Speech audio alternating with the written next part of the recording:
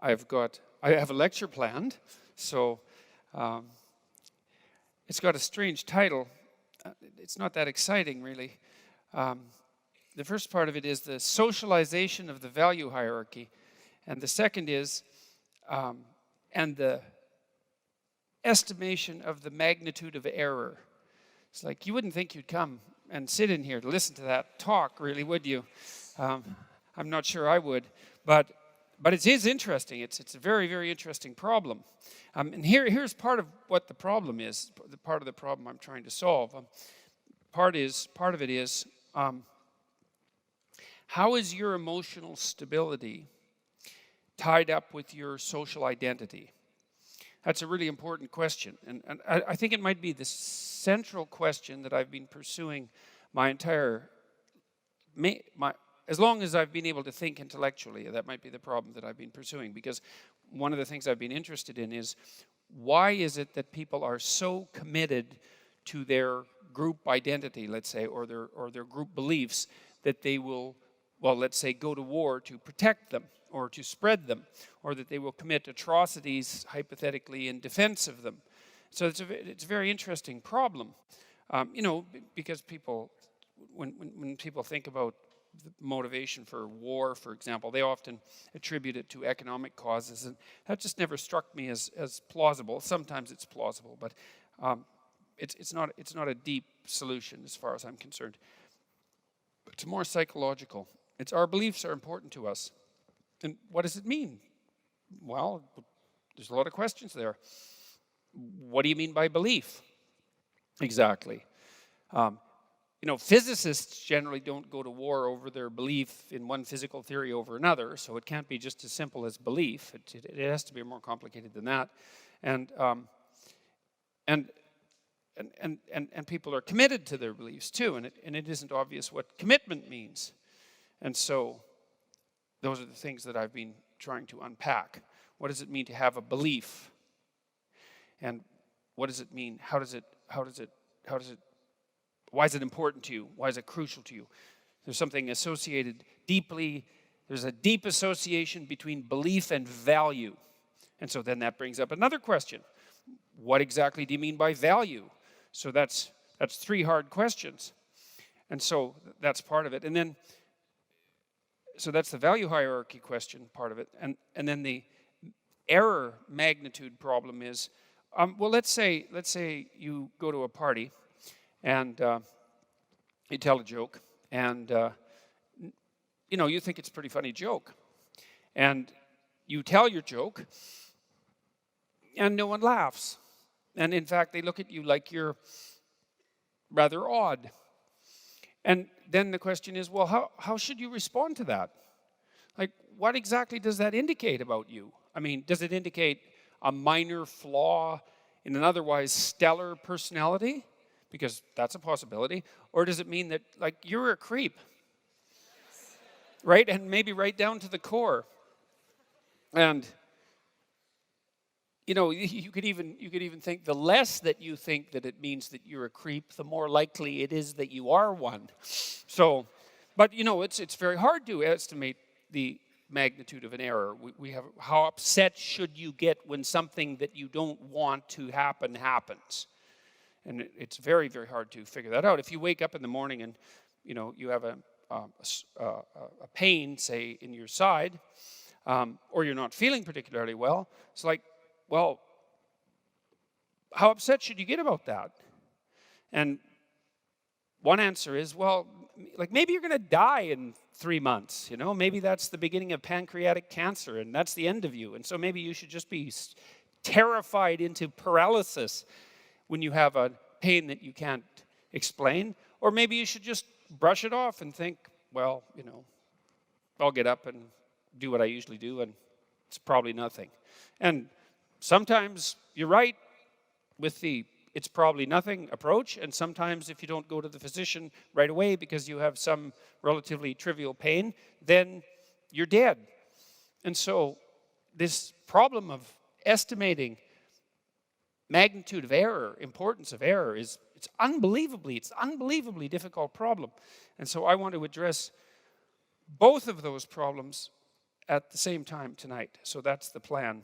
So we'll see how that goes. So, and then I want to weave in there one more thing, which is this relationship between your own psychological structure, whatever that happens to be, your own value hierarchy, because there's a very tight relationship between your value hierarchy and your psychological structure, which is why hierarchies, by the way, are necessary, which is part of the point I was trying to make, say, in Rule 1 in 12 Rules for Life when I talked about hierarchies. There's no getting away from hierarchies. Because a hierarchy is a structure that tells you that one thing takes precedence over another, that one thing is more important than another, right? And if everything is of equal import, then nothing is more important than anything else, by definition. And then, well, what should you do? And the answer is, well, you can't tell, because nothing is any more important than anything else. And the definition of important, fundamentally, is something like that which you should do first. You know, that constitutes importance. That's also something that's relevant, I would say, too, because a lot of the way that we look at the world is as a place to. We look at the world as a place in which to act, and we make a lot of judgments about the nature of the world in terms of how we should structure our action. In fact, the theory that I am putting forth in general is a theory that's predicated on the notion that the essential way that we look at the world is as if it's a forum of action, like a dramatic forum, like a story. That's a good way of thinking about it, that we really do view ourselves and our place in the world as a story that's set in a narrative landscape. And, you know, you might argue that that's not the case. You could say, well, that viewpoint, for example, has been superseded by a scientific viewpoint, but it isn't obvious to me that that's the case. And it certainly isn't. It's certainly not the case that we act that way. And it's certainly not the case that we structure our political systems that way. And it's certainly not the case that we treat each other that way, or that we think that way, or that we react emotionally that way. And so that's a lot. And, you know, it's also the case that the other thing that's worth thinking about in this regard is, you know, we've only been thinking about the world as an objective place for 500 years, something like that. I mean, maybe you could chase it back to the ancient Greeks and go back 2,000 years, but whatever. From a historical perspective, 500 years or 200 years is the same amount of time, and it's a tiny fraction of the amount of time that living creatures that were approximately like us have been around. So we got along fine without thinking about the world as an objective place for a very, very long time. We survived, and here we are. It doesn't mean it's a bad idea, but it does imply that there are other ways of looking at the world that are highly functional and that have been conserved for let's say, for evolutionary reasons. And so, you know, if you make the case, which you might, that what you evolve to match is reality, at least you match it well enough so that reality doesn't kill you, which is more or less the definition of evolution. If you evolve to match reality in some sense, and the manner in which you evolve predisposes you to view the world as if it's a narrative of sorts, then possibly the world is a narrative of sorts, at least insofar as it concerns you. Now, what that means metaphysically, I don't know, but that's okay, because who knows anything metaphysically? Virtually by definition, what's metaphysical is beyond what you know. You can speculate, but and so, you know, I would speculate that there is something narrative about the structure of the world, but it doesn't matter. We don't have to go down that route. We can just think about this practically. So the first thing I want to tell you about that I think is really important to lay out the structure of this argument is something about the relationship between perception and emotion and motivation. And this is actually pretty simple, but people don't know it. And I guess it's simple in the way that complex things are simple when you think them through for a very long time and understand them, and then can finally lay them out, you know, in some manner that's rather, let's say, clear. because you understand them. I derived a fair bit of this information from a book called The Neuropsychology of Anxiety by a man named Jeffrey Gray, who I think was one of the two greatest neuropsychologists of the 20th century, two or three. His Neuropsychology of Anxiety, which is on my list of recommended books, by the way, on my website, it's a really hard book. It took me like 6 months to read that book, and all of it was painful. And the reason for that was, well, you know, books are interesting. Some aren't. Often I dog-ear the pages of books that I'm reading if I find a line or something, you know, that I'd like to remember that I think is important. And, you know, I have some books on my shelves that, like, pages are dog-eared double because there was a really amazing thought on one page and there was a really amazing thought on the other page, you know, the facing page. And so the whole damn thing is just nothing but dog ears. And then there's other books where there's zero. When I read Nietzsche, for example, there was lots of dog ears on Beyond Good and Evil, which is a great book. And Nietzsche actually, he came up with the most arrogant statement anybody ever made about himself as an author, which is really quite impressive. To come up with the most arrogant statement, you know, that's really something. And he was great at coming up with one-liners, philosophical one-liners. He said, I can write in a sentence what it takes other people a book to write. And then he said, that they can't even write in a book. So that's pretty good, eh? It's like arrogant, and then he topped it. It's like, yes, this is a man who could really write. Anyways, the problem with reading a book like that, Beyond Good and Evil say, is that every damn sentence is a thought, and a deep thought. And so reading Beyond Good and Evil, it's like just constantly being punched. I mean, partly you're punched because you read part of it and you don't know what the hell he says, and so then you know you're stupid, and so that's a punch.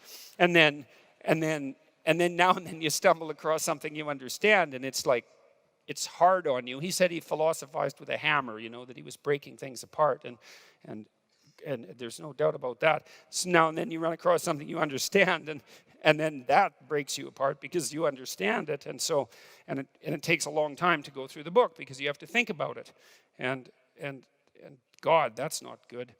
Thinking about things, you know. Well, it isn't, because, you know, when you think about, you already know everything in some sense. You know, you've got a map that covers the whole world, which is sort of why you can function. And so as long as everything's going fine, you don't really have to adjust your map, and you don't have to think. But then if you come across something that makes you think, then what that means is that part of the way you were thinking was wrong. And so when you think something, when you're forced to, then some little part of what you were, your map, the way you represent the world, it has to die because it was wrong. And then it has to be replaced by this new thing. And God only knows how much of what it was that was there has to die. That's part of the magnitude of error problem. And so people don't like to think. And so it's hard to read difficult books like Beyond Good and Evil because you're just forced to think, and it's just exhausting. You wish that he would just go away, you know, which is why they're trying to not teach difficult books in universities anymore, so that people don't have to undergo the difficult process of actually having to think and transform themselves. Anyways, I read Jeffrey Gray's book, The Neuropsychology of Anxiety, and it was like that. He was something, man. Student of a psychologist named Hans Eysenck, who was the most cited psychologist in the 20th century, and really quite a good psychologist. He laid a lot of the groundwork for modern theories of temperament and personality. They've been modified since his work, but he got extroversion right. He was the first person to really identify extroversion in a manner that could be measured. Carl Jung actually invented the notion, but Eysenck figured out how to measure it, which is a big deal. And he also noted that there was another important personality dimension, neuroticism, which is the tendency towards negative emotion. And he got that right too, because that actually happened to be the case, and he figured out how to measure it. And so Eysenck was the first person who really established conceptually the fact that we have two fundamental emotional systems, one positive and one negative, that they're not opposites exactly. they're actually separate biological systems. So some people can be extroverted, which means they're quite happy and assertive. They smile a lot, they laugh a lot, they tell a lot of jokes, they like to party. They always like to be around people. That's an extroverted person. And they can also be unhappy, worried, anxious, depressed, frustrated, disappointed. I mean, living with someone like that's quite a trip because they're just all over the place. But, but there are people like that because you can be high in negative emotion and you can be high in positive emotion or low in both or whatever. And it's useful to know that. It's useful to know that about your partner and about the people around you. And if you are interested in this sort of thing, by the way, I have a personality test online at understandmyself.com, and you can go there, and it takes you about 15 minutes, and it gives you 5 dimensions of personality: extroversion, neuroticism, that's positive and negative emotion; agreeableness, which is it's probably the maternal instinct dimension, but at least it's the variance between compassion and competitive aggression. It's something like that, and that looks like a continuum. And there's another dimension, which is trait conscientiousness, which is integrity and dutifulness, orderliness, industriousness. And then finally, the 5th dimension, which is openness, which is like a hybrid between intelligence roughly, and creativity. And so you can go there and find out how you compare to other people, and that's kind of interesting and useful because it's kind of useful to know who you are. And to know that that's actually who you are, that you have a nature. And some of that stuff's movable, but it's not as movable as you think. And the farther you want to move it, the harder it is to move. Like you can take an introvert. You're an introvert if when you're around people, you get exhausted by it and you have to go off by yourself and recover. Then you're an introvert. And if you're an introvert, you don't really like being in groups. And so sales, maybe that's not for you, And that's a good thing to know, because if you're an introvert, why go be a salesperson and be miserable? Do something where you can spend time alone and not be miserable. That's better. You might as well match your occupation to your temperament rather than the other way around. Now, you can take an introvert. I've worked with lots of introverts who say had made pretty good progress in their careers, and they were at a point where they had to do a lot of social networking, and otherwise they were going to hit a plateau in their career. And they could be taught the skills of extroversion sort of one at a time, rather painfully. So they could learn them, they could accrue the skills, and that would broaden their personality outward into the, say, extroverted end of the continuum. But it didn't make them extroverts. And so they were still temperamentally introverts. And so, if you're a neurotic person, high in negative emotion, you can learn to regulate your anxiety and so forth. But you hit a point of diminishing returns, and it's difficult. It's effortful. So, anyways, back to Eysenck and then back to Jeffrey Gray. So Eysenck identified extroversion and introversion, or extroversion and neuroticism, and that's going to be very important in a minute. And Gray elaborated Eysenck's theories to a large degree, but he did that neurologically. He was a master of the animal experimental literature, and a lot of that's being phased out of universities because the regulations for animal experimentation have become so onerous and difficult that it's much easier for beginning scientists just not to bother. And that's a real catastrophe because we have learned a lot about the brain in the last 50 years, a lot. And we've learned very little about the brain from PET scans and MRI scans and like that complicated technology that's used to study human beings, and an unbelievable amount by studying animals. And you might think, rats in particular, and you might think, well, rats, why? They're not much like human beings, but that's wrong. You share, I don't know what it is, 98.5% of your genetic structure with rats. Some of you probably more than that.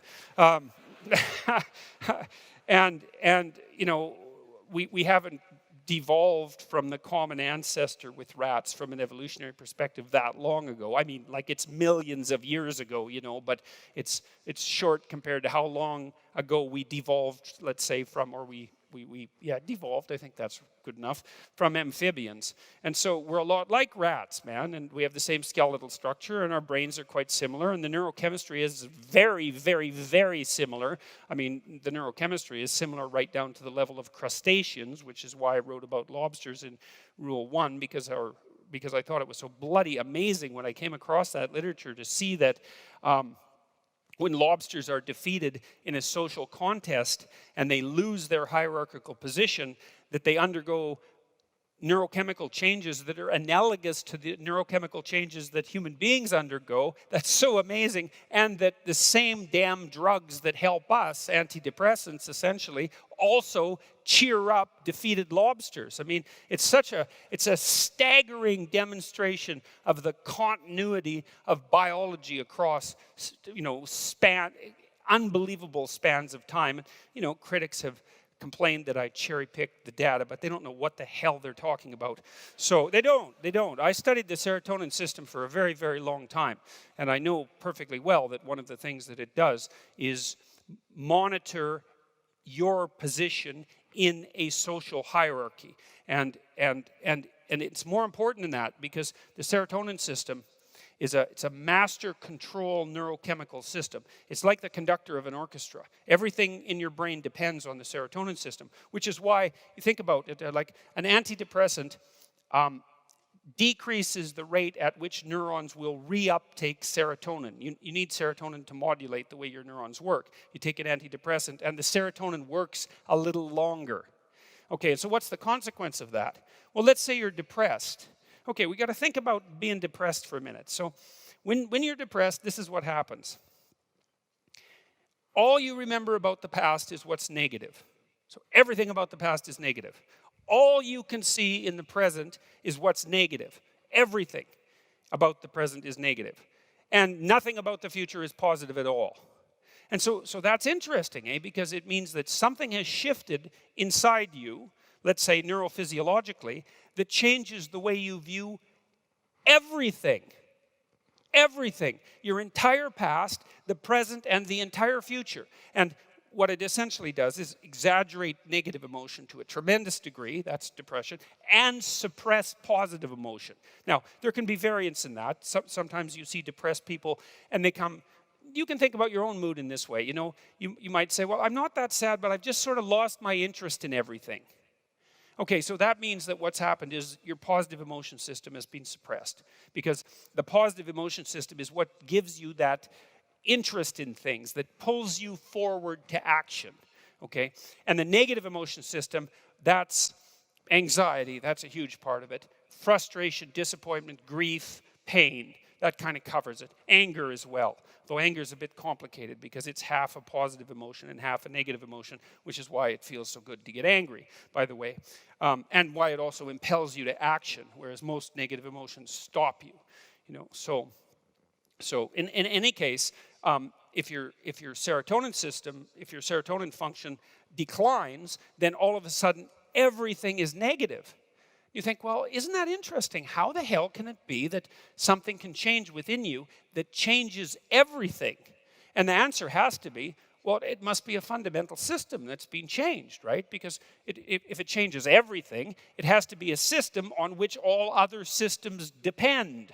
And that is the case with the serotonin system. And that's really worth knowing, especially when you also know that the serotonin system counts where you are in the social hierarchy. And so there's this weird kind of one-to-one correspondence. Imagine a social hierarchy has 10 levels. I don't care what hierarchy you're in. Most people's hierarchies are actually quite small. They sort of consist of the people that they compare themselves to. Which is a strange thing, too, because one of the things that you see happening with really successful people is they actually don't get a lot happier and a lot less unhappy as they climb the broad social ladder, because the people they compare themselves to change. And so I can tell you a funny story about this. So I know this guy. I worked with him for a long time. His name is Deo Resi. And he's a hell of a guy. He's like 6'7", and he's like really charismatic, and he's been pretty successful. He built this company in San Francisco called Founder Institute, and it's only one of many things he's done. And it's operating in 165 cities. It's a school to teach people how to be entrepreneurs. He's trying to export Silicon Valley, what would you call it, know-how, technological and financial, to the rest of the world. And in like 5 years, he built 165 schools, not physical schools, but school-like organizations around the world. And like, go try that. Like, that's really hard, you know? Just to build one is hard, but to do that in multiple languages all over the world, it's bloody well impossible. And then at the same time, he built his organization, started 2,500 successful companies as a consequence of building this school. That's pretty good, you know? And he was having a rough time and was talking to me on the phone about, you know, he wasn't so happy about what he'd done with his life. And he said, geez, I compare myself with my roommate, and, you know, I've hardly done anything. And his roommate was Elon Musk. It's like, I just laughed at him. I thought, geez, really? That's what you're going to... You haven't done anything compared to Elon Musk, and you're depressed about it. It's like, yeah, well, you and the rest of the planet. I mean, look, what did Musk what did he do? He invented an electric car.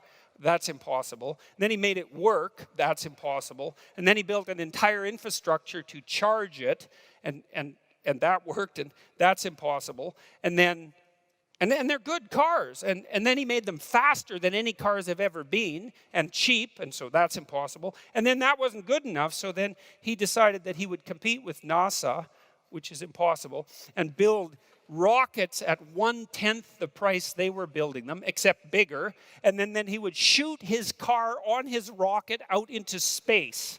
Right. And he did all that. And it's like a day I was thinking, oh, I've hardly done anything with my life. It's like, oh. So, but my point is that, you know, primates of our type sort of have a group size that we think about as our group of about 200 people. So like on Facebook, for example, the probability that you're in something approximating reasonable, constant communication with more than 200 people is low. You just don't have the time, and you can't keep track of it. So our natural group is something like 200, and our groups tend to fragment when they get bigger than that. And that's also associated, by the way, with cortical size. You see this in primates, is that as primates develop larger brains, the group size that they seem to be able to manage also increases, and that might be part of the reason why they develop larger brains. Who knows? But anyways, it's about 200 people. And the problem is that as you get more successful, say, in the global hierarchy of 100 million people, the 200 people that you compare yourself changes. And so that you end up with $100 million, and you're not very happy because your $50 million yacht is like 20 feet shorter than your friend's, you know, $150 million yacht. And you're high in neuroticism, so that makes you frustrated and disappointed, you know. So anyways, it's important to understand. It's the message here, the point of this is that you have a system, this serotonin system, base of your neurophysiology. It also sets your brain up during embryonic development. So it really is the master control system in many, many ways. And it counts where you are in your hierarchy. And then it decides how much positive emotion and how much negative emotion you should feel on average because of your position. And so like if you're, let's say number 1 is at the top and number 10 is at the bottom. So you're number 10, you're barely clinging to the bottom of reality. Your brain says, look, it's dangerous where you are at the bottom of the hierarchy. You don't have a lot of friends. It's precarious down there. And so that means any little thing that goes wrong, any little error you make, that might be the end of you. And so you better be on guard and alert. And if something small happens, it better hurt, because it might be the straw that breaks the camel's back. And there's nothing pleasant about that. Like, of course, why would there be? Why would there be anything pleasant about a process that magnifies everything negative you feel about anything that might be wrong? And not just on one small dimension of negative emotion, not just anxiety, which is bad enough, but anxiety and the pain-related emotions. So pain-related emotions are pain, obviously. That it generally indicates damage to a psychophysiological system, but grief is a pain-like emotion, and frustration is a pain-like emotion, and so is disappointment, and loneliness as well. Those are all pain-like emotions, and have elaborated out of an underlying pain system. And so the negative emotion system is like a tree that has branches, and each of the branches is the separate negative emotion, but they're all tied together at the root. And positive emotions are like that as well, except they're not quite as differentiated. And so if your serotonin levels fall because you've suffered a hierarchical defeat, then the positive emotion system gets flattened so that good things no longer feel good because it's dangerous to take risks, perhaps if you're at the bottom of the hierarchy and you're not doing very well, which is why you're at the bottom. Why should you have any trust in yourself? And you don't have any friends, and you're not well situated in the social world. You're not going to be enthusiastically moving forward to do new things, and so your motivation for engaging in life declines, and it can decline pretty much to zero. If you see people who are seriously depressed, they say, well, I can't even listen to music anymore. It just sounds flat and dead. And if you talk to someone who says that about music, they're pretty damn depressed, because music is one of those things that virtually everybody always enjoys, at least one genre or another. And the depressed person will describe even that the sensory quality has changed. And then they also say they're absolutely overwhelmed with negative emotion.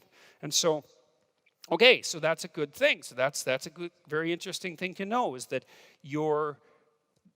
the manner in which one of your fundamental neurochemical systems is tracking your position in a hierarchy is crucial to the maintenance of your emotional stability. Okay, so now you want to keep that in mind, because that's the first important point. Okay, so now the next thing I'm going to do is explain to you how it is that the way you look at the world is related to the emotions that I just described. And then I'm going to talk about how that in itself is related to the idea of hierarchy. And we're going to explore from there. So when you look at the world, you think that the world is made of obvious objects, and that you look at them, and then you think about what they are, and then you think about how you evaluate them, and then you think about how you use them, and then you decide to act. And that's not the case, because the world doesn't come segregated neatly into objects. And it took people a long time to figure this out, because when you look at the world, there it is, segregated neatly into objects, right? It takes no effort at all, except it takes half your damn brain to do that. Right, and we're very visual creatures. We have great visual systems. And so a tremendous amount of metabolic energy and evolutionary expenditure of time has gone into providing us with a visual system that just breaks the world up into obvious objects for us. And that isn't even right, because we don't actually see objects. What we see are more like tools and obstacles. We just think they're objects. Like when you come in here, I can give you an example of that. Okay, think about a beanbag. Okay, think about a stump, and think about a stool. You say, those are all chairs. Okay, it's like, well, what do you mean they're all chairs? What do they have in common? Objectively speaking, a beanbag doesn't have legs. A stump is rock hard and solid. A stool is something almost completely unlike a beanbag. Well, they're all chairs. Well, why? Well, the answer is you can sit on them. And so most of the things that we group together as objects, we group together as a consequence of functional utility, and not because they share a set of features that are objectively similar. And the reason that we perceive in that manner is because we don't really care that much about the objective features of the world, because we have to care about being alive. And so what we actually care about is what things do. And so we tend to see things that do things and group together perceptually things that do things. And so, when you walk into a room like this, there is a trillion things you could look at. You could look at the color variation in the carpet forever. You know, if you came in here on a psychedelic, you might even do that, right? Well, it's interesting because one of the things psychedelics do is they decrease the degree to which you view the world in an iconic manner. And then you see the incredible complexity that's underneath everything, and it's absolutely fascinating. Now, it's not good because you shouldn't come in here and just look at the carpet for an hour. You know, it's not that productive unless you're trying to equate yourself reacquaint yourself with the fundamental wonder of the world, you know, and there is some utility in that. Artists do that, but practically speaking, it's not that useful. What happens when you come in here, you know, you have a goal in mind. You're going to watch what happens on the stage. You're going to listen, and so you only see what's relevant to that, and so what you see are chairs, and chairs are things you sit on, and so they pop up into your perceptual field just like that, and then you know what to do with the chair.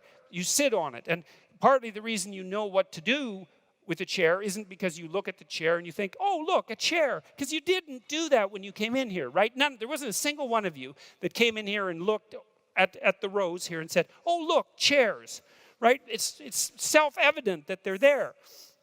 What happens is that you look at the chair and it maps, the chair maps itself onto your body. Like you prepare yourself, that the perception prepares you for the action. So as soon as you see the chair, which has a certain shape, so imagine it's a pattern that sustains itself in time, right? Because that's what a chair is. It's a pattern that sustains itself across time. And that pattern is transformed into a pattern of light, and then that's transformed into a pattern on your retina, and that's transferred into a pattern on your optical nerve, and then that's transferred into patterns all over your brain. And some of those patterns are the patterns that allow you to perceive the chair consciously, and some of them are patterns that enable your body to prepare to take this position in the chair, because part of what your eyes do is map right onto your motor system so that you look and you know what to do. And it makes you a lot faster, right? You look at something, you know what you're supposed to do with it, your body's prepared to do it.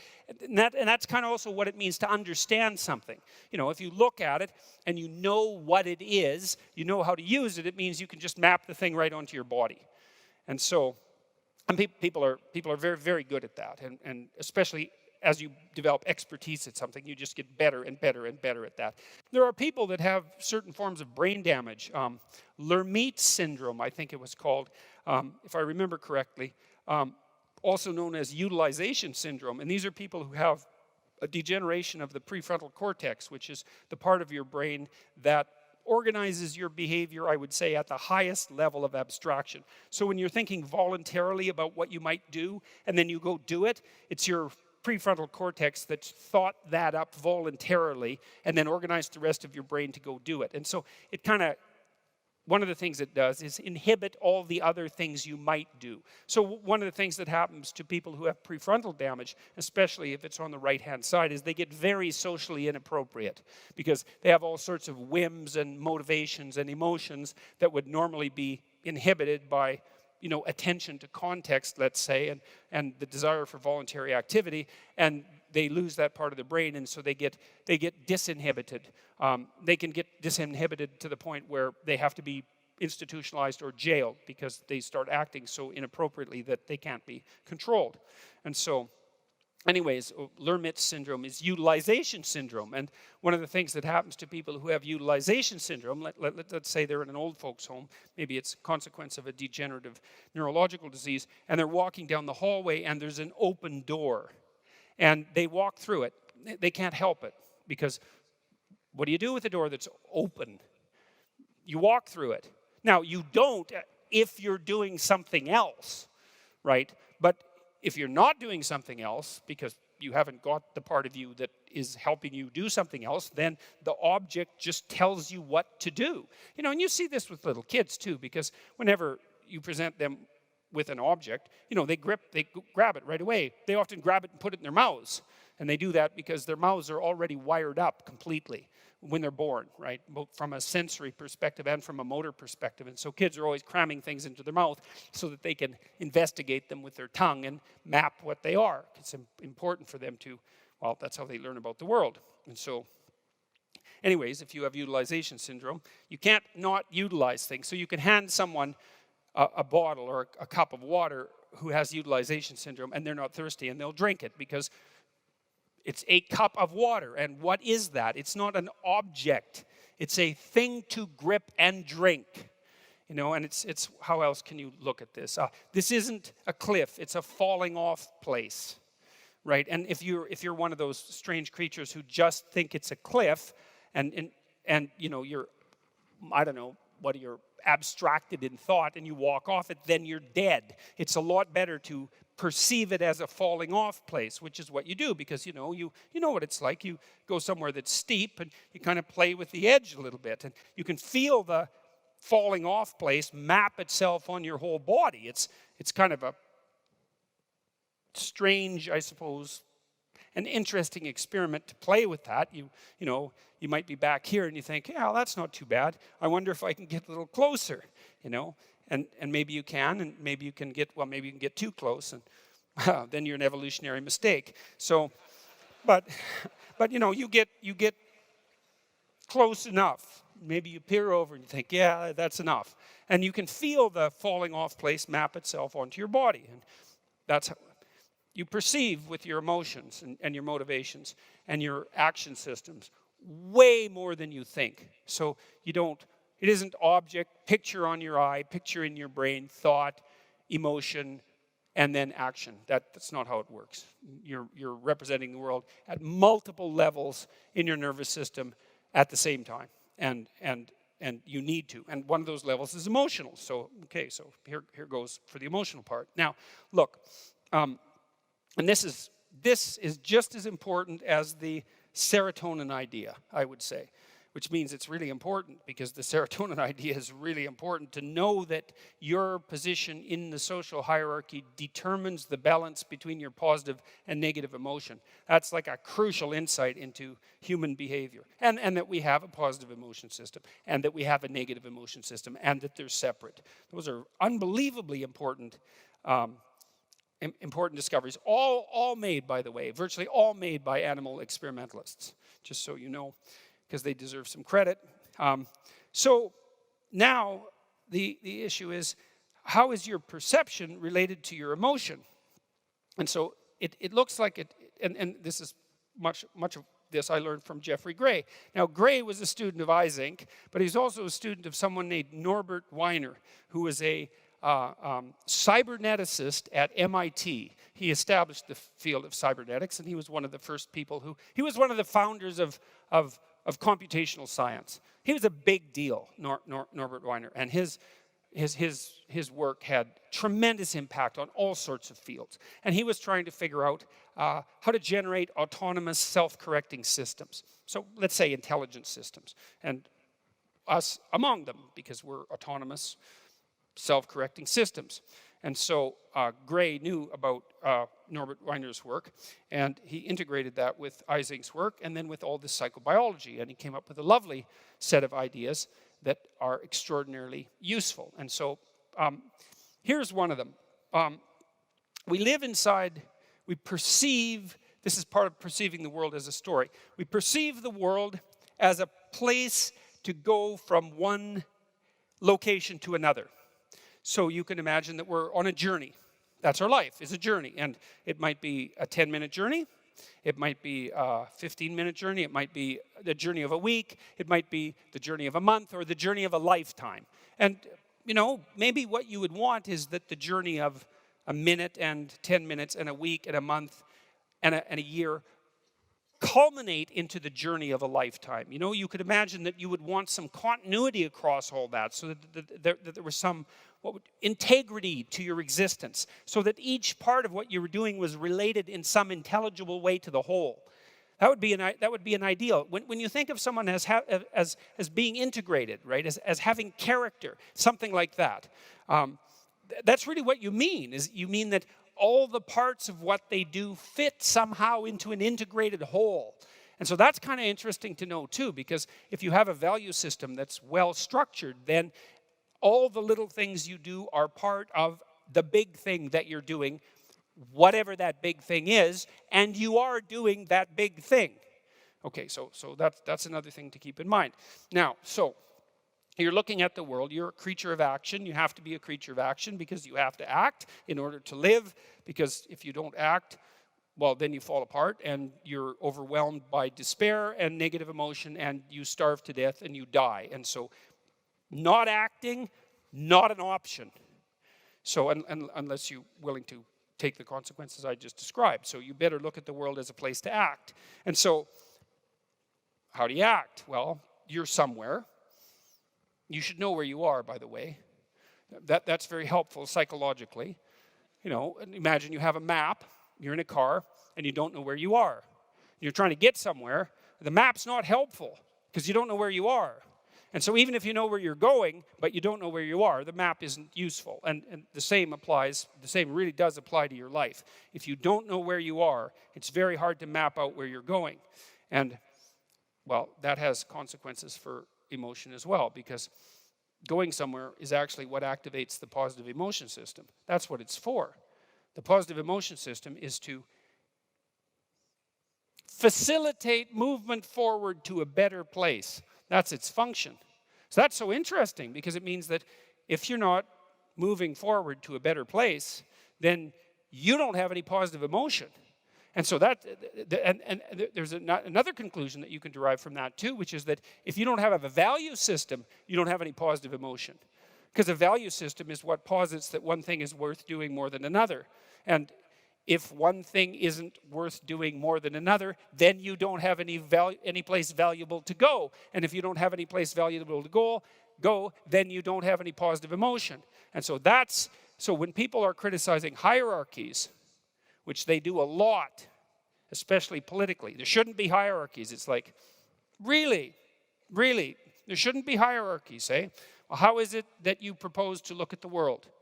Because you look at the thing that you think is most important to look at that point. And if you couldn't, you wouldn't even know what to look at. You know, maybe I've seen videos, YouTube videos of cameras that have been dropped from space accidentally. Maybe it wasn't accidentally. It might have been part of an advertising campaign for maybe one of those You Go things. What do they call those? What is it? Yeah, GoPro, that's it. So they dropped one, I think, from like 30 miles up, and it spun around all the way down and videotaped. It's like pretty dull because why? Well, because it's not pointed at anything. It's not directed towards anything.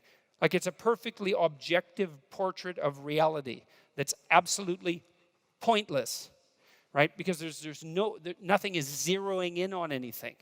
You know, and even to organize your damn vision, even to focus your eyes, you have to have a value hierarchy because you have to be focusing on something that you think is important. And if you think it's important, it has to be more important than other things. In fact, it has to be more important than everything else at that moment because otherwise you wouldn't be focusing on it. And so there's no getting rid of hierarchies, not unless you want to dysregulate your perceptual structures entirely and sacrifice your emotional stability. No more positive emotion, plenty of confusion, though, and be immobilized. And then also sit there and do nothing and suffer and die. And so the idea that there's something intrinsically wrong with hierarchies, it's wrong. It's wrong. It's really deeply wrong. It's deeply and stupidly wrong at multiple levels. And so then the question becomes more appropriately, well, what should the hierarchy be? And not whether or not there should be one. It's like, and you know, it's not like I'm not cognizant of the negative consequences of hierarchies. It's not like they're all positive. You know, I mean, no matter what hierarchy we set up to pursue what goal, it doesn't matter what the goal is, some people turn out to be better at doing that, and some people turn out to be worse. And the people who turn out to be worse pay a fairly heavy price for being worse. And so you set up a hierarchy, there are people, and more people at the bottom that are worse, pay a fairly heavy price. And so it's not like hierarchies are without cost. And I would say to the degree that the left end of the political spectrum has a valid point, their valid point is pay some attention to the people at the bottom of the hierarchies, because it's a rough place to be. And keep the hierarchies fair so that people can move up. And keep them focused on their tasks so they're doing useful things and aren't corrupted by people who are only seeking power. All of that, fine. No hierarchy, that's a bad idea. That's a non-starter. Okay, so now you're deciding to go somewhere. And it doesn't matter where it is. Small-scale journey or large-scale journey. Because a large-scale journey is composed of a multitude of small-scale journeys. So I'll give you an example of this. I'm going to build up a moral hierarchy for you from the bottom, okay?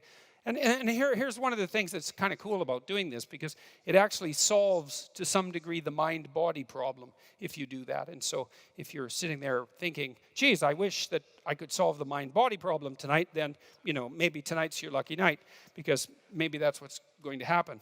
So imagine that you're going to do something like prepare dinner. You might think that's a good thing. So that's interesting. So it's an action, but we'd also put a moral dimension on it. It's good to feed hungry people, yourself included. Maybe you do a good job of making dinner. That'd even be better. Not only are you making dinner, but you're making a good dinner. And so that makes making dinner an even more impressive moral feat, because you could make some wretched, cold, dismal, massive, glutinous catastrophe and serve it with contempt and hatred to the people that are around you. You could do that, and it would still be dinner, but it'd be a low quality. It'd be a low quality and all too common occurrence. But let's say that you do it right. It's like you're going to put some effort into it. It's going to be delicious. That'd be nice. It's going to be nutritious. It's going to be attractive, and it's going to be served with the proper attitude. You're happy that you have some food. That's kind of nice. It hasn't been all that long that everybody had food. And certainly it hasn't been all that long that everybody had a vast variety of high-quality food. And so a little gratitude would be nice. And so you got your... Back to the task at hand. You're going to make dinner. So the question is, well, what exactly do you do to make dinner? And it's kind of an abstract idea to make dinner. Let's go make dinner. You can say that abstractly, but when you actually go to make dinner, it's not abstract anymore.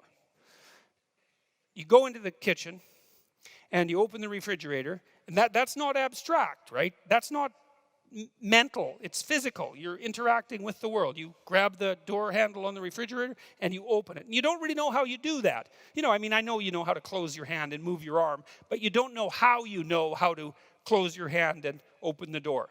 Your mind, that's where your mind runs out. It knows how to operate your voluntary musculature, but it doesn't know how. So your mind grounds out in your body. And I'm going to make the case that morality does that as well. And it's part of this idea that the world is an action-oriented place. You open the fridge, you think, hey, carrots. We're going to need some carrots. So you take the bag of carrots out of the fridge and you put them on the counter and you peel the carrots. And again, same thing. Bit of expert behavior there, because you've peeled carrots before. And it's a bit deterministic because you've learned how to do it habitually. And so you peel the carrots and you take out the parts that aren't so edible, if you have any sense. And then you take out your knife, and maybe you have a nice knife with a nice wide blade at the end so you can chop up carrots. It's kind of fun to do that if you're good at it, because you can, make 100 slices in 20 or 30 seconds if you've practiced it. And you take your carrot and you go, and then you have all these. You don't have to make that noise, by the way, but you can if you want. And then if you're good at it, then all the carrots are pretty much the same thickness, and that's kind of cool. You got a little expertise there, and you got all the carrots lined up, and maybe then you put them in some foil, and you add a little butter and some, cumin and a bit of pepper, and make them into a foil packet. This is what we do in Canada. You might do that. You guys barbecue, I've heard. And then you throw the things on the barbecue, and you wait till their steam puffs up the foil, and you think, done. And if you have any sense, at the same time, you're cooking the steak, and it's done at the same time, and the potatoes, and it's all done at the same time, and it's caramelized nicely, so it's got a bit of sweetness, and you've got the right amount of butter for the potatoes, and you serve it, and that's good. That's good. And it took you a long time to learn that. And there's a hierarchy there. Eh? So the hierarchy is, the lowest part of the hierarchy is the muscular movements, say, that you employ when you're slicing up the carrots. There's nothing abstract about that. And then there's the sequencing of the carrots in the foil and the placing them on the grill and all of that. And that's where the rubber hits the road. And you think, well, hey, I made a good dinner. And then you might think, well, what's making a good dinner a subset of? You might think, well, you know, if you're a good friend, good parent, maybe one of the things that you could do is make a good dinner. Like, it's not the only thing. That I make a good dinner and so I'm a good friend. It's like, no. But maybe that's 1/5 of it or 1/10 of it. It's some non-trivial proportion of it. Necessary but not sufficient. Is that right? No, that's not right. It's not necessary. Anyways, it's one of the things you could do to be a good friend. And then, you know, if you have a friend, maybe he makes you a good dinner now and then, and there's some reciprocity there. So you're capable of engaging in that reciprocity. And that's another thing that might make you a good friend or a good parent, let's say. So let's say there's 10 things like that at that level that make you a good parent. It's like, well, what? You can make a good meal. You can clean up the kitchen. That's a good thing to be able to do. You can clean up the bathroom and the rest of the house. So there's maybe 5. You know how to clean. Well, that's part 2 of being a good parent. You get along with your partner. You know how to negotiate with them. And some of the things you negotiate about are those lower level tasks that you're going to engage in. It's like, well, I made dinner. Maybe you could clean up the kitchen. And, you know, there'd be some reciprocity there. And if you're a good person, which is getting a little higher up in the value hierarchy, then you can engage in that kind of negotiation. So, and that is exactly what you would be negotiating, is those tasks. And so, so maybe you're the sort of partner that can communicate with your partner, and maybe you're the sort of parent that can bring their children into the kitchen and teach them the mechanical elements of food preparation, starting at the bottom, right? I mean, maybe you're not going to give them the sharp knife to begin with, but you might get them to set the table. It's like they're 2.5. It's like the table needs to be set. Here's a spoon. Kid, take the spoon. A kid can do that. He knows what a spoon is. You don't say, set the table for a dinner party of 20 to a 2.5-year-old, right? Because they haven't got that level of abstraction mastered. You say, you see this? Yes. Pat, pat. Here's a spoon. Yes. Can you say spoon? Spoon. Good. Good. Take the spoon. Take it. Good. You know where the table is? Yes. How about if you go put the spoon on the table? It's like, yeah, I can do that. So the kid wanders over and puts the spoon on the table and then maybe comes back and looks at you. And they look at you to think is, well, did I get the spoon on the table right? Did I do it right? That's one thing. Did I undertake the action correctly? That's one thing. And was it a good action, right? Did I do something that was morally appropriate? They're trying to check both of those out at the same time. And you pat them on the head and you say, hey, good job, man. You're growing up. And by that, you also signify to them that growing up is a good thing. And that's also important. And then you say, well, here's another spoon. You're going to encounter lots of spoons in your life. Why don't you go put it on the table too? And so, you know, they put the spoons on the table, and then maybe you show them how the spoons might be arranged, and then maybe you trust them with a fork, and then they can do the same thing, and then with the knife, and, you know, a dull butter knife sort of thing, at least to begin with, and with the dishes, and you teach them bottom up, right? Reflex upward. You teach them the mechanics of preparing something complex. And so they have all those micro skills embedded in them, so to speak. Now, they're part of their psychophysiological ability. And at some point, with a certain amount of training, might take 3 months, 4 months, 6 months, you can say, set the table. And then the kid knows exactly what to do. But they don't know what to do until they have all those micro routines mastered. And so that's kind of cool, because what it indicates is that the command, the macro command, set the table, is only something that has a meaning when the micro processes that are motoric have already been mastered. And that's a really good way of thinking about how you're constituted. Like you have a lot of skills, things you can do with your body. Action-oriented skills and perceptual skills. And once you have them as part of you, then other people can refer to them and you understand each other. And that's partly how we understand each other, is that we share a hierarchy of skill and perception that's built from the bottom up to a very high level of abstraction and also a very high level of isomorphism, meaning it's the same for everyone. So okay, I'll explain that momentarily here. So now,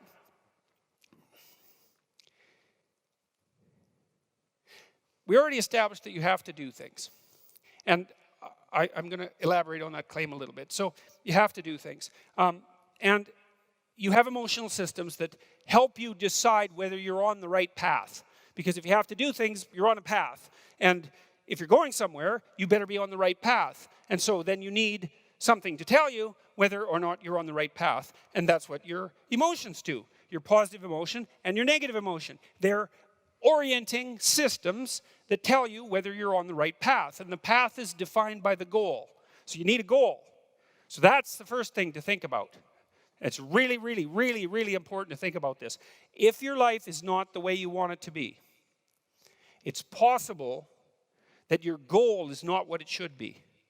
And that's a fundamental religious teaching, by the way. I would say that might be the fundamental religious teaching of Buddhism. Right? Because the Buddhists teach in some sense that everything is Maya or illusion. And it's a complicated idea, but partly what it means is the way the world manifests itself to you is in large part determined by your aim within the world. And so by switching aim, you can switch whether something is positive or negative. Like, let's say you come home and you find your wife's having an affair. And it's like, man, you're not happy. You're one bitter, twisted, angry person. And, you go down to the bar and you have a few drinks and you thought, God, I really never liked her. And you think, hey, this is the best day of my life. My wife had an affair. It's like, I'm free. I know this is a ridiculous story, but you get my point. It's like you could make a switch like that. And you think, well, isn't it so strange? It's like half an hour ago, I was like bitter and twisted and angry and resentful and anxious and frustrated and disappointed because there was something I wanted and I wasn't getting it. And now all of a sudden I've decided I didn't want that and everything is switched around. And so that's a miracle that can happen. And so in Rule 6, the rule is put your house in perfect order before you criticize the world. Well, so what's the idea? It's like, well, if the world isn't up to your standards, let's say, first of all, you might ask yourself about that to begin with. It's like, the world isn't up to your standards. Really? That's the world's problem somehow. It's not more likely that it's, given that you're talking about the world here, it's not more likely that there's some chance that it's your problem. And that if you put yourself right, then the world wouldn't appear to be a problem. And I mean, it's a profound question, and I'm not throwing that out cynically or sarcastically. I mean, I've been disenchanted with the world a fair number of times personally. I'm including myself in the list of people who make that error. But, knowing that your emotional reactions are dependent on your aim, and that's actually technically true, does immediately open up the question, hey, man, if things aren't laying themselves out in front of you, the way that is necessary for you to live a full and engaged life and not be cynical and bitter and twisted and cruel and vengeful and disappointed and all of that, it's just possible that you're not aiming at the right thing. And man, that is a question worth asking. Well, it's the question people do ask. It's like, well, what's the purpose of life? Well, it's the same question. What should I aim at? Those are the same questions.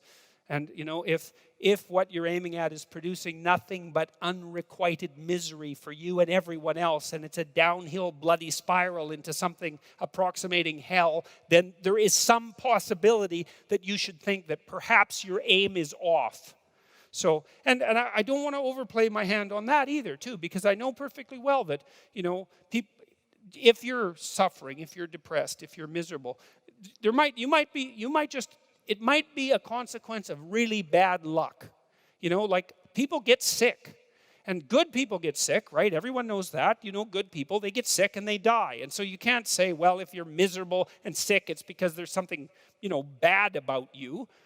Because then that would be the case for everyone, always, whenever they get ill. And you could just blame ill people. It's like, well, it serves you right that you're sick because you're a bad person.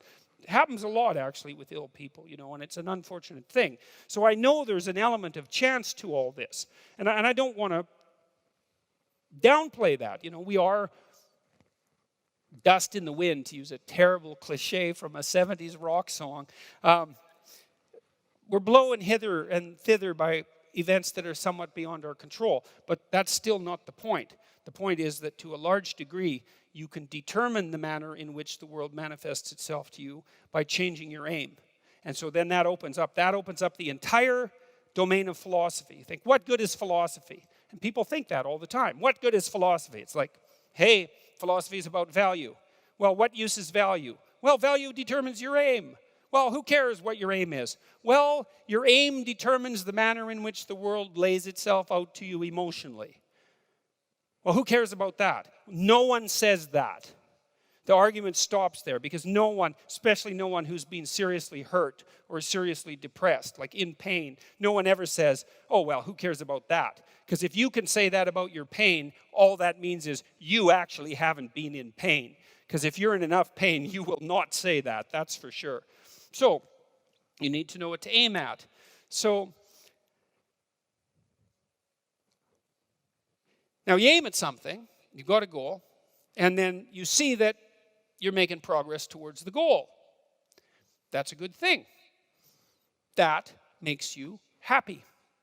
It actually, technically, there's a system, dopamine system, neurochemical system. Same system, by the way, that cocaine and methamphetamine and opiates activate, which is why people like to take those drugs. And it tells you that you're moving forward in the manner that you should be according to the dictates of your plan. Doesn't necessarily tell you whether you have a good plan. That's a more complicated problem, because who knows if you have a good plan. But one thing that you could know is that a plan is better than no plan. That's a really useful thing to know, especially if you're kind of drifting. It's like, well, I'm going to find myself. It's like, no, just pick something and move towards it. And as you move towards it, you're going to succeed and fail specifically. And then you're going to learn something about success specifically, and you're going to learn something about failure specifically. And then you can learn what you use to fix your plan. So a stupid plan is way better than no plan. And you're likely to have a stupid plan, or at least to be able to make one. So that's good news for everybody. You can make a stupid plan. And so I would say, make a stupid plan. And then implement it. Not any stupider than it has to be. You could think about it a little bit, but then implement it. And have your successes and failures along the way and learn from them. And then you can rejig the goal. You can move the target. That's fine. That's part of the game. It doesn't have to be fixed. It's a movable target. And maybe what you're trying to do is to move the target to an ever better place. So you're moving towards a target, and at the same time you're moving the target. Right. And you're trying to move the target towards something like an ultimate ideal. You're trying to find out what that ultimate ideal is. And part of the way you figure that out is by moving towards a target and by learning about success and failure along the way, because then you can inform yourself with regards to what might constitute a reasonable aim. And so that's the reason to go out in the world and make some mistakes, And then you're going to. And so it's okay. It's okay to make the mistakes. It's not so okay not to learn from them, because then you make the mistakes again. That seems pointless. And so you're moving towards wherever you're going, and it's working. And so you get some positive emotion. You get some motivation from this dopaminergic system that adds zest to life. It adds interest and engagement and meaning to life. It pulls you into life. And that's worth thinking about, I would say, because if you think about it, you might wonder about whether or not you should be engaged in life. And then if all of a sudden you're doing something, and because you're doing it, you get engaged in life, then it seems like that might be the very definition of a good thing. It's evidence. The engagement is evidence that you're actually doing a good thing, a worthwhile thing in life with all its suffering and misery and brutality. It's like you've got a pathway, you've got an aim, you're moving forward, you're engaged. Excellent. Your nervous system, very deep down, this dopaminergic system. It's associated with a part of the brain called the hypothalamus. It's a really, really old part of the brain. It's not some new thing that popped up like 15,000 years ago. It's ancient. It's there to orient you in the world. It's part of the instinct for meaning that I talked about in chapter 7. Do what is meaningful and not what is expedient. It's a deep, deep instinct. And way down in your psychophysiological structure, not as far down as the serotonin system, but like next level up. And so if it's saying, hey man, you're on the right track, it's like, that's worth noticing. It's worth noticing. Now you can criticize it out of existence. You can question your aim continually. It's one of the, what would you call it, dangers of our capacity to abstract. But, you know, if you're a smart person who doubts, you also might be smart enough now and then to doubt your doubt. And just to notice and to pay attention. And it's something I explain to my clinical clients and my students often. It's like, if you're trying to put your life together, watch yourself for a couple of weeks. Like you don't know who you are. Because if your life isn't together, you don't know who you are. So just watch yourself like you don't know who you are. And notice now and then if you're engaged in something. You know, and you kind of have to wake up because if you're engaged in it, you don't quite notice, right? Because you're engaged in it. But afterwards, you might think, oh, I just spent an hour and I didn't notice that it was an hour. I was in it. That's good. You're in the right place at the right time, doing the right thing. There's something about that that's right. And maybe like you're not in good shape and that happened to you like 15 minutes once in 2 weeks. It's like that's pretty dismal. And the rest of the time it was wretched. It's like, okay, fine. Well, maybe in the next 2 weeks you see if you can do it for half an hour. And then maybe for 45 minutes. And then maybe for an hour, right? You can start practicing being in that place. That's a very useful thing to learn. It's like, oh, look, I'm interested in what I'm doing. I'm engaged in it. Now, how did I get here? Where am I exactly? And how did I get here? And how could I stay here? How could I be here more often? Those are all questions you have to ask yourself. Well, that's the beginning of philosophy as well. And you think, well, why bother? And the answer is, well, do you want to be engaged in your life? Well, why would you? Well, it's positive. It's analgesic. It fights off pain. Quells anxiety, it gives you purpose, it's good for you, practically speaking, generally speaking, if you have an aim and you're moving forward to something that's psychologically valuable, but also practically valuable. If it's really a good aim, also it's good for you now, tomorrow, the next day, the next month, because you're generally smart enough to calibrate yourself so that things that are really bad for you don't have that engaging quality. Now, it's not perfect, especially if you've messed yourself up psychologically by lying to yourself in all sorts of different ways. But it's still not a bad orienting system. And then the other thing you can also notice is, well, when are you doing things that make you feel really awful? By your own standards. It's like, oh, look, I just did something, had some interaction with someone, and now I feel awful. It's like, well, maybe you could not do that, whatever it was. You might have to think it through. What were the routines that constituted that ill-advised set of actions? And maybe you're going to have to think really deeply about it, because God only knows how much of your personality structure is involved in that error. But if it made you wretched, it made you feel like life wasn't worth living, then that might be a hint that that wasn't a good thing to do. And so then maybe you could start doing more of the things that make you engaged and less of the things that make you hate life. And that's worthy of practice, let's say. You might think about that as it's a fundamental ethical requirement, or I would say it's a fundamental form of religious meditation. That's a better way of thinking about it. And so then you're on the path. That's the straight and narrow path. It's like, I'm moving forward. I've got an aim. I'm moving forward.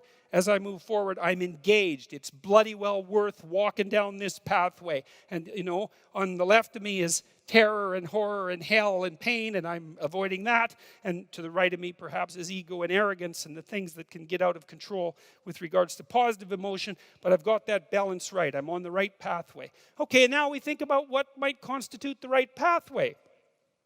Well, I can tell you a pathway that works for me to some degree. So this is a value structure that's characteristic of me, of things I do. I type, because I write, and so that's pure action, right? I type letters, I type words, I type phrases, I type sentences, I type paragraphs, I type chapters, I write books, and then I talk about the books, and people read the books, and the reason that they can understand the books is because we're a lot the same.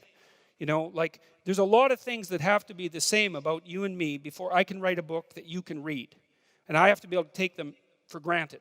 And so the reason I'm telling you that is because there's an important relationship between my hierarchy of values and your hierarchy of values if we're going to be able to communicate and if we're going to be able to occupy the same place at the same time.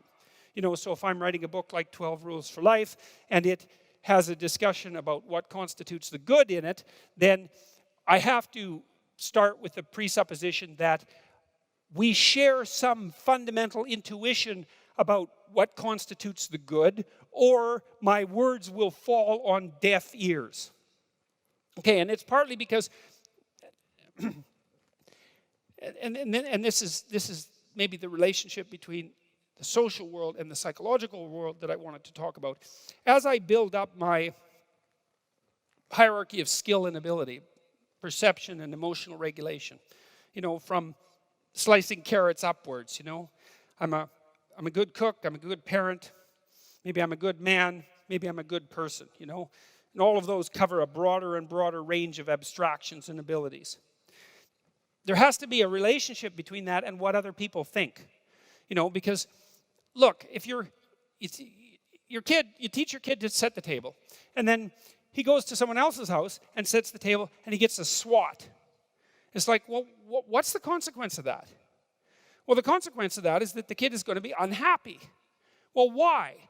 Well, it's because the kid did a lot of work building up all those separate skills to undertake that complex activity. And it really is a complex activity. You don't have a robot at home that sets the table.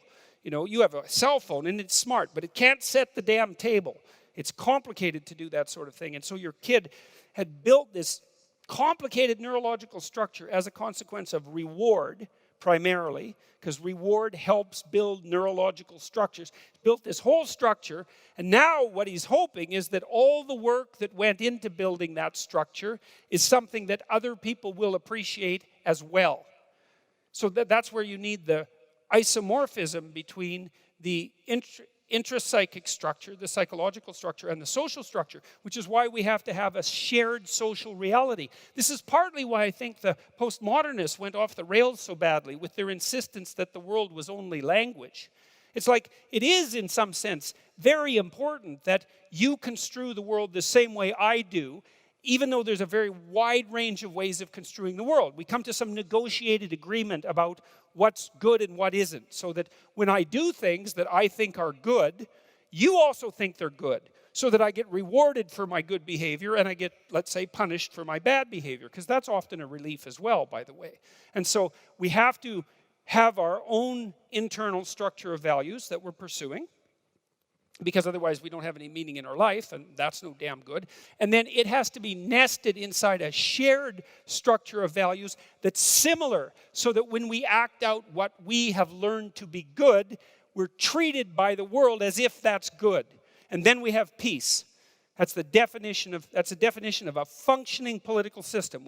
We've organized a moral game, a very complex one, and then we master it through reciprocal interaction with one another. We internalize it so that it regulates our emotions. Then we act it out in the world, and if there's a concordance between the way we act it out and the way the world responds, then we're okay.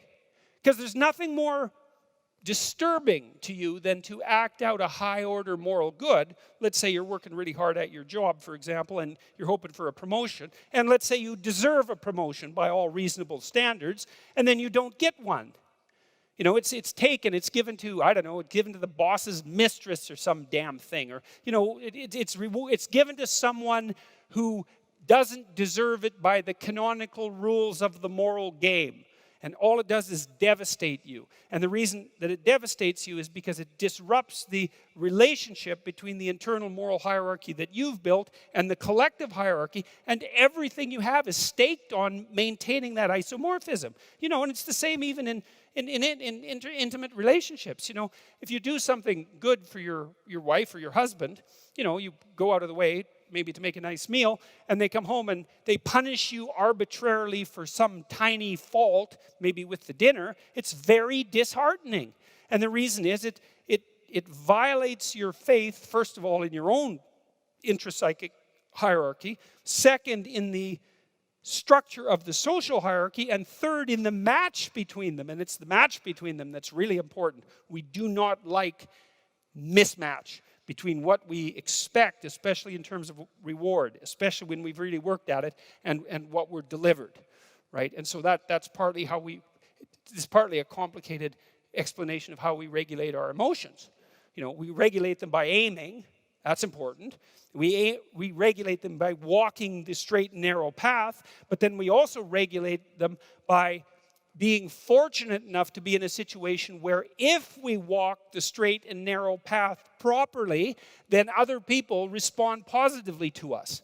And then you have this lovely harmony, and it's a right way of thinking about it. It's a musical way of thinking about it. There's you composed of this very unbelievably complex, nested set of patterns, beautiful patterns that you spent forever working on. And then they're nested inside a social structure that's also patterned in the same way. And those are working harmoniously together like a dance. And that's perfect. It's the meeting of the individual with society. And it's the secret to harmonious emotional regulation and more, and to cooperation and to proper competition and to movement forward practically in the world. All of that. And so, okay, well, and I'll close with just a description of what a hierarchy might look like, and a brief description of how it is that you calculate when you make a major mistake. So my hierarchy would be something like this. I type letters, I type words, phrases, sentences, paragraphs. I sequence the paragraphs, I make chapters, I write books. It's all coherently laid out towards some higher order aim, all of that. And the aim is, as far as I'm concerned, to share my clinical knowledge and to educate people. And that makes sense because I'm a clinician and a researcher and a professor. And so if I was going to do that, I've decided I'm going to do that. So that's what I'm doing. And hopefully that's a good thing. And hopefully people respond to it as if it's a good thing, because then that's a good thing for me and it's a good thing for them. And so that seems to be like the very definition of a good thing. And I'm trying to set things straight, right? I'm trying to set myself straight by writing carefully. I'm trying to set the culture straight by saying what I believe to be the case. I'm trying to set other individuals straighter by communicating with them.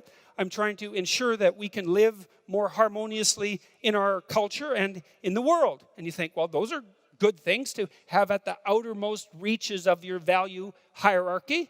You know, a friend of mine was talking to me about bricklayers the other day, and he's trying to restructure a major company at the moment. And we were talking about how to motivate people. He said, well, let's say you're a bricklayer. It's like, you know, one damn brick after another. How are you going to be excited about that?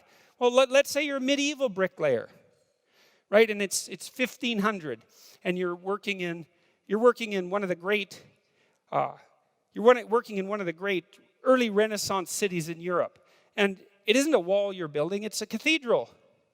It's going to take 350 years. And why are you doing that? Well, it's for the ultimate glory of God, whatever that means. And so you're not putting one brick down after another.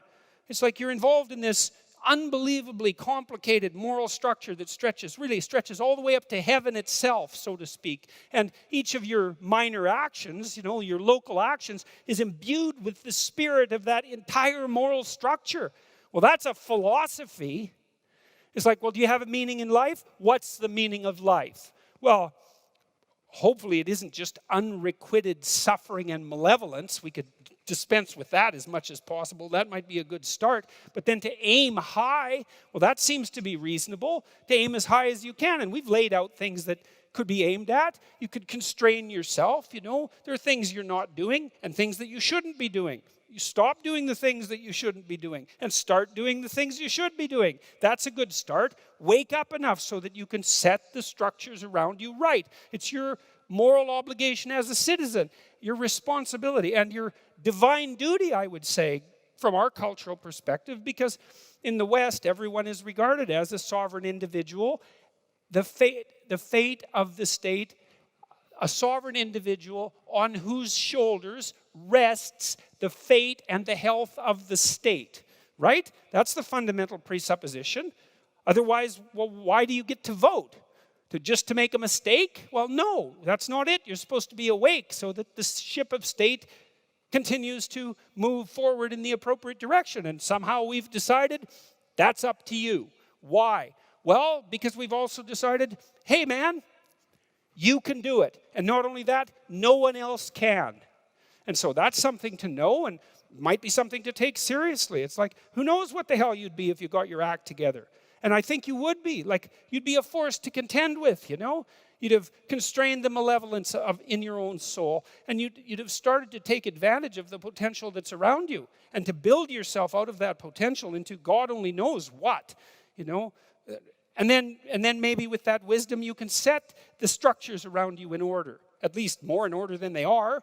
Or maybe to disintegrate them a bit when they need it and to restructure them so they're even better than they are. And you can push back nature in its horrible form and invite it forward in its positive form and make things better for you and for your family and for your community. And you can approach the unknown itself and you can explore that, the potential that's out there. And you can bring back the treasure that's part of the unknown potential. And you can distribute that. And that is what you can do. And then not only that's what you need to do, because you need to have a meaning in your life, an aim, a value structure that's of sufficient potency and magnitude to justify the limitations and the trouble that life constitutes, right? This is no trivial business that we're involved in, right? We're all in this up to our necks, literally. It's a mortal game. You're all in. And to play it wrong is to risk suffering in hell. And I'm not talking about afterlife. I'm not talking about something metaphysical. You can generate plenty of hell right here around you. Plenty. An unlimited amount. And so you can move towards that direction or you can move towards a positive direction. And you can orient yourself. And you can learn. This is why the postmodernists are so incorrect. It's like, look, you need an aim. You need an aim. You cannot organize the way you look at the world without an aim. It's not optional. And then the question is, well, what should the aim be? Well, probably not to radically increase the amount of misery and suffering that you experience in everyone else. I mean, maybe you want to go that route, and people do, but I think they only do when they become bitter and they give up, you know. And they make mistakes they know they're making, right? It's conscious decision to go down that route. It's not like they think that's okay to begin with. Their aim's wrong. It's like, straighten out your aim. So there's an old idea, this idea of sin. Sin is a word that was derived from a Greek word, hamartia. And hamartia is an archery term, and it means to miss the target. And so you think, well, how can you miss the target? Well, you have no weapon. Well, then you miss the target. You have no target. You have no aim. Well, then you miss the target. You don't pick up your bow. Well, then you miss the target. You don't draw it back. Then you miss the target. You don't practice and miss many times, right? Because you have to do that to develop the skill to hit the target. So you're not willing to take the risk to miss.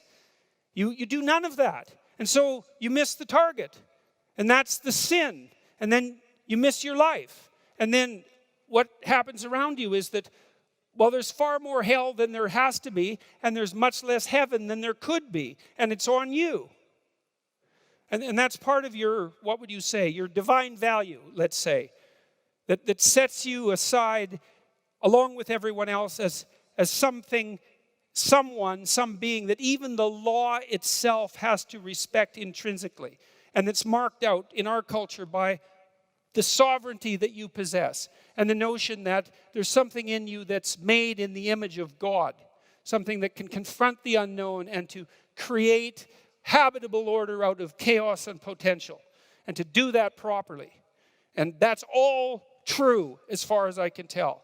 And it's all necessary to know. It's coded in the deepest stories that are at the base of our culture. And we're in danger of not understanding them and not believing them. And it's a big mistake because they're heavy and profound and weighty and fundamental and necessary, because you have to stand on something that's solid, or everything is sand and you fall in and you're done.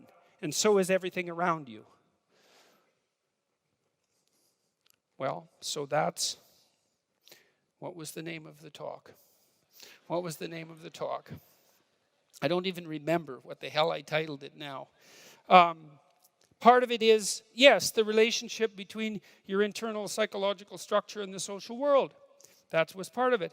And then the manner by which you estimate magnitude of error. I suppose that's the last thing I should say. You have a value hierarchy.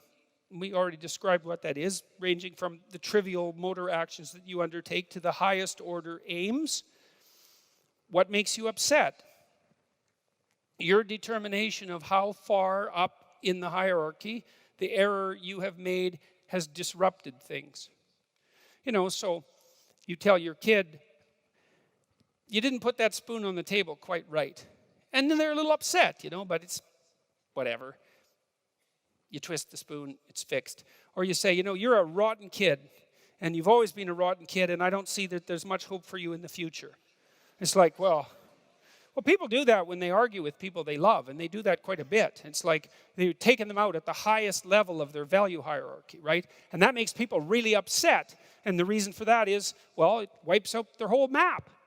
And so there's also a relationship, this is an interesting thing to know, between how upset you get emotionally and how important it is, how important the thing that you're pursuing is that's being criticized. And and with a practical note, if you're arguing with someone, here's something you can think about. You want them to change their behavior. The first thing you want to do is you want to sort of pat them on the head and say, you weren't horrible all the time in the past, and you're not horrible all the time now, and you probably won't be horrible all the time in the future. So we'll just get that out of the way. But there's this small thing that you do that could use a little improvement, and here's how you can improve it. And I would be satisfied and happy with that. If you tried it, would you be willing to? And then they improve incrementally, and over time, maybe if you're very careful with such things and you don't do them too often, and you also allow the other person to do that to you as well, then you get incremental improvements without chopping people off at the knees, so to speak, when you're criticizing the way that they're behaving. All right, well, how to conclude all that?